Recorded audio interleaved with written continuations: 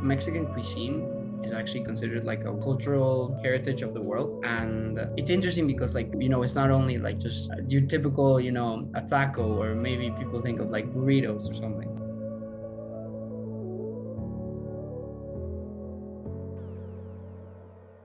So my name is Juan Diego Martinez. I'm a fifth year and I'm doing electrical engineering. My favorite family recipe is mole poblano. Mole poblano is my favorite dish because it reminds me of my family. Um, I've had it a couple of times, but whenever it tastes best is when my mom cooks it. And it just, it reminds me of going back home and being with my family, especially right now that I'm studying here at UCLA. First, basically, you start with like raw chicken breast. You want to boil it, and then in the water to give flavor to the chicken, you're gonna add garlic, onion, salt, cumin seeds as well. It's gonna start boiling, and then when you boil chicken, it starts releasing like foam on top. So you take off that foam, just gonna let it stew and like mix it around a little bit. Then you're gonna take it out, we let it cool a little bit. And what we do in my house is that we cut it into little like chicken cubes.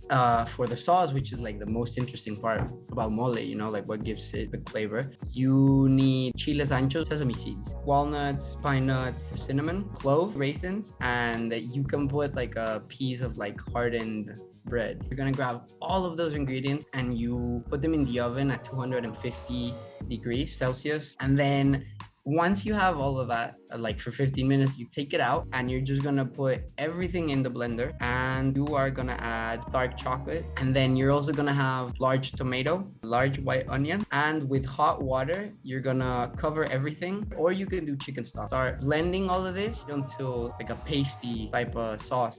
Mole, what we do in my house, this is easier, and just to give it like a good flavor. You can buy these like cups of like pre-made mole. And then after you do your paste, you're gonna put in that cup of mole. And then once you have all of that, grab a large pot, we're just gonna fuse everything. You wanna put pork lard in there, let the sauce like fry. Then you add the pieces of chicken, let the chicken like soak in the sauce. And then in my house, when we do cooking, we don't really like do like specific times that much. So you're just gonna watch it until it gets like a thick consistency, and you're just gonna let it boil. At the end, you're gonna grab this thing called piloncillo, kind of like type of sugar, and grate some of that in there. After that, every house does it differently, but in my house, what we do is that we also add Nutella. It should be like sweet, but also, I don't know, like hearty. It's a hard flavor to define, I guess, but it's a lot of flavors in one thing. So it's super delicious. Making the sauce is super easy. Put it in the blender, The harder part is getting the consistency right, like knowing at what time to pull it out and like